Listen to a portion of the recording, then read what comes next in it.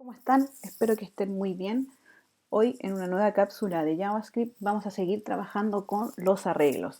La vez pasada entendimos qué era un arreglo, qué era un objeto, ¿cierto? Y que cómo en el fondo podemos nombrar y listar cada uno de estos elementos del objeto del arreglo. Entendimos también que estos objetos son llamados como variables, ¿cierto? Y que podemos manipularlos y leerlos según su posición. Hoy vamos a tratar de entender cómo funcionan los métodos del arreglo para poder apilar, desapilar, separar un arreglo y conocer la cantidad de elementos que tiene un arreglo. ¿Ya? Hay distintos métodos para poder leerlo y vamos a ver en esta cápsula algunos el día de hoy. ¿Cierto? Vamos a seguir trabajando con el archivo que estuvimos trabajando en nuestra cápsula anterior, que era el HTML con arrays. Y vamos a trabajar primero con el método length. ¿Qué es lo que es el método length? Lo voy a colocar acá en comentario. El método length me permite saber la cantidad de elementos que tiene mi arreglo. ¿Y cómo lo puedo escribir? Vamos a colocarlo acá. Lo estoy colocando como comentario para que no se pierda, ¿cierto?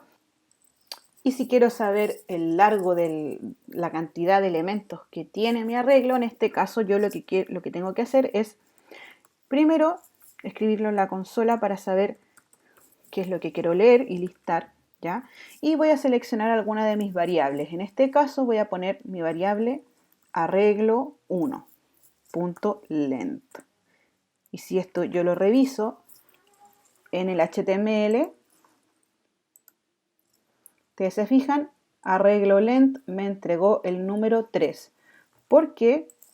Porque arreglo 1 tiene 3 elementos. Tiene 1, 2 y 3. Por lo tanto, el método length me sirve para leer la cantidad de elementos que tiene mi arreglo. Existe también otra forma de trabajar con los arreglos, que es el método string. ToString, perdón. El método ToString. ¿Y para qué es el método ToString?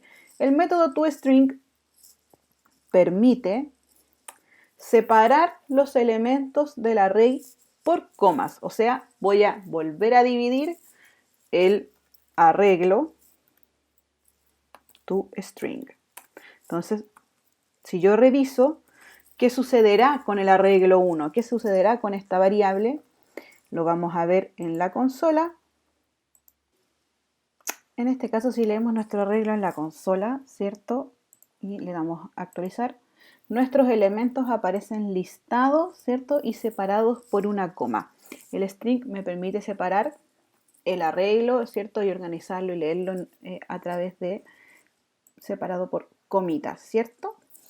Hay otros tipos de arreglos, otros tipos de métodos para nuestros arreglos, y son los métodos stack. ¿Qué quiere decir eso? Que son los métodos que me permiten apilar o desapilar o agregar y sacar cosas de mi arreglo. Por ejemplo, yo puedo definir en esta, vamos a sacar esta función o vamos a generar una nueva función, ya donde diga arreglo 1, vamos a poner punto push y vamos a agregar un elemento. Vamos a poner elemento 0, ¿ya? Y vamos a volver a leer el arreglo 1 en nuestra consola. console.log, vamos a poner arreglo 1. Y veamos qué sucede en nuestro HTML. Veamos qué es lo que sucede acá al listarlos en la consola. Fíjense lo que pasó. Tenemos acá, nos agregó nuestro arreglito, ¿cierto? Nos agregó el elemento 0 al final. Este push, ¿cierto? Nos agregó el elemento 0 al final. ¿Y qué sucede si nosotros utilizamos otro tipo de método stack que es el pop. Vamos a poner método 1 pop, ¿ya? Y vamos a sacar el elemento 0 nuevamente, ¿ya? Y vamos a volver a leer el arreglo en consola. Console.log arreglo 1. Aquí está. Y vamos a volver a actualizar para ver qué es lo que sucede en nuestro arreglo con este método stack. Actualizamos y fíjense, el push me permite agregar un elemento en el arreglo y el pop me permite sacar el último elemento del arreglo. ¿Se fijan? ¿Se fijan lo que está sucediendo? En este caso también puedo agregar más métodos, como por ejemplo, vamos a poner aquí métodos adicionales. Vamos a colocar arreglo 1.shift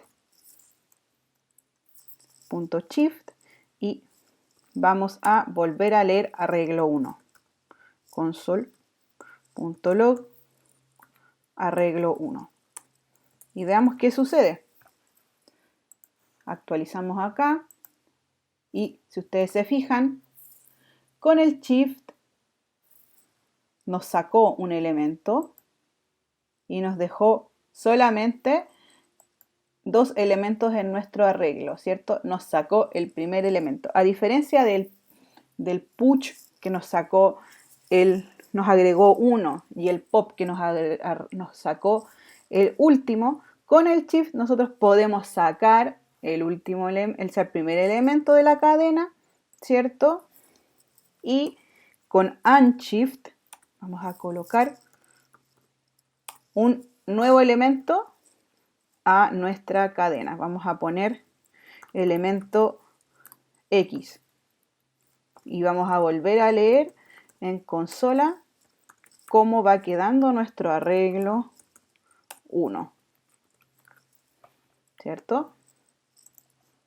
Actualizamos y fíjense, con el push podemos agregar al final, con el pop podemos quitar al final, con shift podemos sacar el primer elemento y con pop podemos agregar un primer elemento a nuestra cadena. ¿Se dan cuenta cómo podemos manipular esta cadena de elementos, este objeto, y poder agregar y sacar nuevas cosas para modificar datos más adelante en JavaScript? Estas cadenas y esta forma de manipular el arreglo nos va a servir mucho.